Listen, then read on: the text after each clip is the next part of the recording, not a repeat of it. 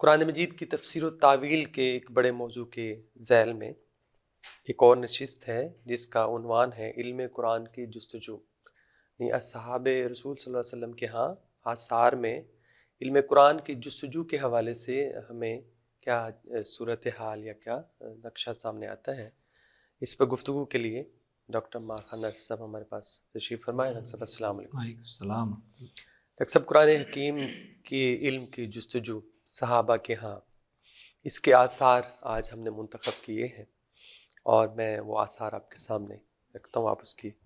آپ کے توضیح کا کلمات ہمارے سامنے آئیں گے اور اہل علم کے لیے بڑے کارآمد ہوں گے انشاءاللہ۔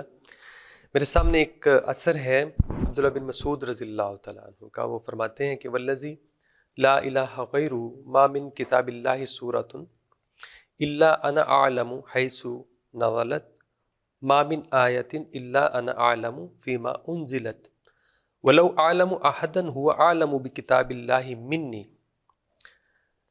تو کیا ہے کہ اور میرا اونٹ وہاں تک پہنچتا ہو تو لرکبت الیہ، میں ضرور وہاں پہ پہنچوں گا اور اس سے جا کے یہ علم حاصل کروں گا۔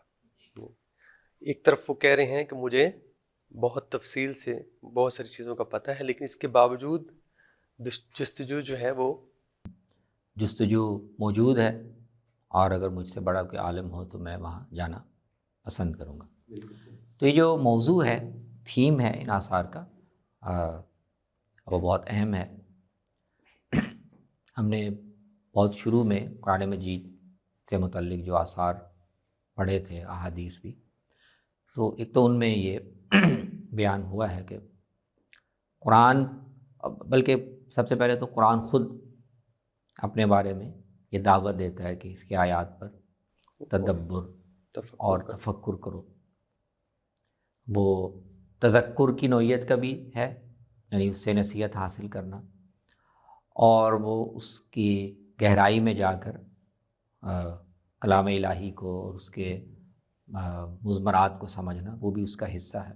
بالکل صحیح۔ اور پچھلی نشست میں ہم نے جو ظاہر اور بطن جی بہت تفصیلی جو پہلو دیکھا، تو اس سے بھی قرآن مجید پر غور کا اور اس کی گہرائی میں جانے کا ایک پہلو واضح ہوتا ہے۔ تو وہ پہلو تو وہ ہے جس کو روایت میں بیان کیا نا، لا تنقضی عجائب۔ بالکل ٹھیک ہے، صحیح۔ قرآن میں اللہ تعالیٰ نے رہنمائی کی اور معانی یا مطالب کی جو مختلف پرتیں رکھی ہوئی ہیں، اور اہل علم کے لیے، غور کرنے والوں کے لیے اس کو اس میں سے استنباط کے جو امکانات ہیں وہ کبھی ختم نہیں ہوں گے۔ تو ایک تو وہ پہلو ہے اس کا، اور دوسرا جو یہ پہلو ہے ظہر والا، قرآن اصل میں نازل ایک خاص وقت میں ہوا ہے، خاص مخاطبین کے لحاظ سے ہوا ہے، اور خاص واقعات کے پس منظر میں ہوا ہے، خاص سوالات کو ایڈریس جی بالکل ٹھیک کر رہا ہے۔ تو ان بنیادی طور پر قرآن کے جو نزول کا یہ خاص تناظر ہے اور سیاق ہے کہ جس وقت وہ نازل ہو رہا ہے اس وقت کیا موضوعات ہیں، کیا سوالات ہیں، کن چیزوں کو وہ ایڈریس کر رہا ہے، پس منظر میں کیا چیزیں۔ تو قرآن کو سمجھنے یا اس کو اپنے غور و فکر کا موضوع بنانے کا پہلا پہلو تو یہ ہے۔ بالکل ٹھیک، بالکل صحیح۔ اس کو اگنور کر کے یا اس کو کم اہم سمجھ کر جو اگلا عمل آپ کریں گے اس کے بطن میں جانے کا، وہ صحیح بنیاد پر کھڑا نہیں ہوگا۔ نہیں، بالکل ٹھیک، بالکل صحیح۔ تو اب قرآن کے جو علم ہے اس کی جستجو میں جو اب ہمیں ان آثار میں نظر آئے گی، اس کے دونوں پہلو بہت ہیں۔ صحیح۔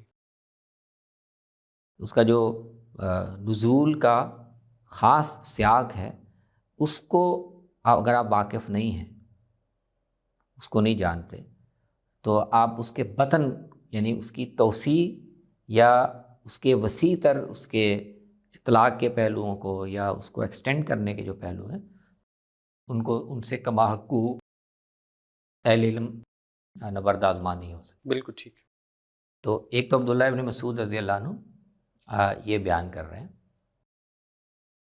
کہ قرآن کو قرآن کے آیات کو اس میں جو رہنمائی ہے اس کو صحیح طور پر سمجھنے کے لیے پہلے یہ سمجھنا ضروری ہے صحیح کہ ان کا نزول کس واقعاتی پس منظر میں ہوا. بالکل ٹھیک. کب ہوا، کہاں ہوا، کن کے بارے میں ہوا. صحیح صحیح. اس سے ان کی تحدید ہوگی بنیادی بات کی، اور یہ سارا سیاق اور یہ سارا پس منظر ان آیتوں کے صحیح مدعا کو سمجھنے میں بنیاد کا کام فراہم کرے گا. اس کو نظر انداز کر کے آپ سیاق سے مجرد ہو کر اور پس منظر سے بالکل مجرد ہو کر صرف آپ کتاب کھول کے بیٹھ جائیں اور الفاظ سے آپ جہاں جہاں بھی جا سکتے ہیں وہ جانا شروع کر دیں. صحیح صحیح. تو یہ قرآن کے علم کی جستجو کا صحیح راستہ. بالکل. اس لیے بڑا اہم پہلو وہ یہ واضح کر رہے ہیں کہ عبداللہ بن مسعود قدیم الاسلام ہیں. جی جی جی. مکے میں بڑے عالم اسلام لے آئے، پھر حضور کے ساتھ ہی رہے براہ راست. حضور سے 70 صورتیں وہ کہتے ہیں میں نے خود حضور کی زبان سے براہ راست سیکھی. اور تو وہ کہتے ہیں کہ مجھے پتہ ہے قرآن کے ہر صورت کے بارے میں، مجھے پتہ ہے کہ اس کے کہاں اتری، کب اتری، کس پس منظر میں اتری، کن کے بارے میں اتری، موضوعات کیا تھے، لوگ کیا تھے، کون تھے، گروہ کون تھے. تو یہ مجھے علم ہے، لیکن پھر بھی میری جستجو قائم ہے. اس میں جستجو کا پہلو بھی ہے، اور اس میں ایک طرح سے آپ سمجھ لیں کہ وہ ایک افتخار بھی. جی جی جی. مجھ سے زیادہ نہیں جانتا کوئی.